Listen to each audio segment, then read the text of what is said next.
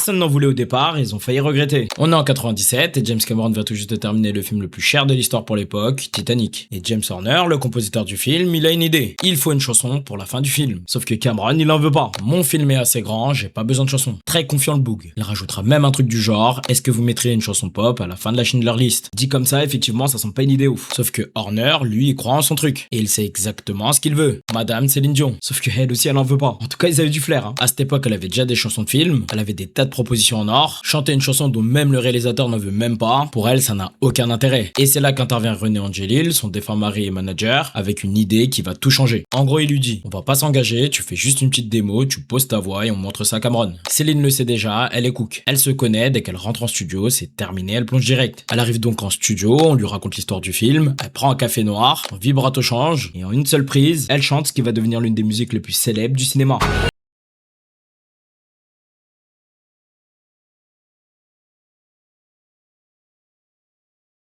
Cameron entend la démo, il adore, et la suite de l'histoire, vous la connaissez. Vous savez c'est quoi le plus fou? Le morceau n'a jamais été enregistré. Ce que vous entendez dans Titanic, c'est la démo.